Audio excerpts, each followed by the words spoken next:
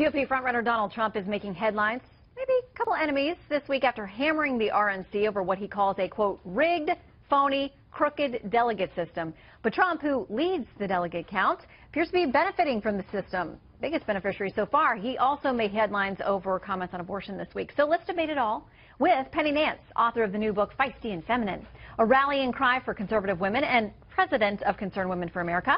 And Emily Miller, author of Emily Gets Her Gun, but Obama Wants to Take Yours. Ladies, good to see you both. Thank you. And just for the record, Concerned Women for America, you've endorsed Cruz. As an individual, yeah. You as an individual yes. have, and you as an individual supporting Mr. Trump, correct? Well, there you have it. Okay, I am today anyway. I am the one person. No, I will. You know what? It's time to come clean. Okay, I am out there. the one human being in Washington, D.C. who will openly say, I voted for Trump. There you go. Okay, so ladies are on the record. Okay, I'm going to walk out here and there's going to be like screams and yells. Just watch your Twitter feed. It's not good in that way. People will love it or hate it no matter what you do, no matter which candidate we take. Believe me, we know about this.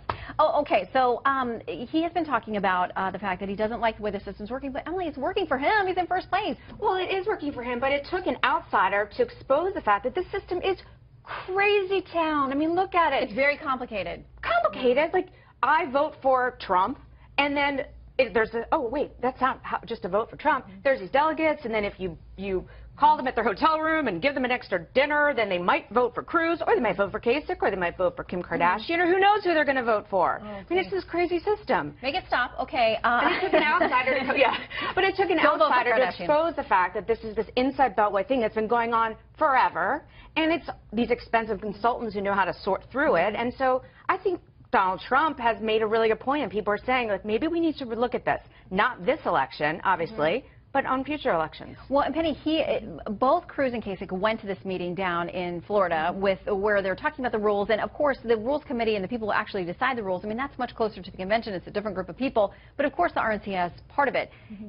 Trump didn't go, but he did send Dr. Ben Carson, who is now advocating for him, and Paul Manafort, who is a political guru who was down there. Manafort now says Trump's not running against the RNC. He wasn't meaning to insult them.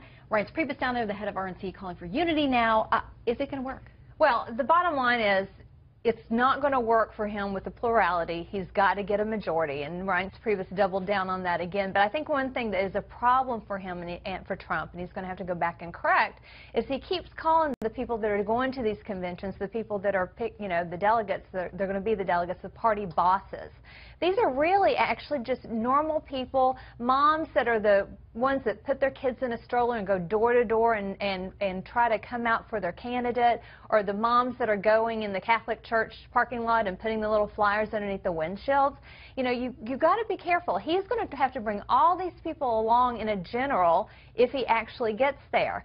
So at some point, calling them the party bosses, the establishment, it doesn't work anymore. But a lot of people are mad because they don't realize that they go, and every state is different, that they go and that they vote, and it maybe is not translating in the way that they think it is. Right, that because we're not a direct democracy. We're a constitutional republic, and there's like a breakdown really of our civics education here, and so we can change it. That's a whole other segment. But the rules have been in place for a very long time. And just one other point, Cruz is benefiting from the fact that he's built out his ground game, and that was really why that Obama was able to beat Mitt Romney in the last election.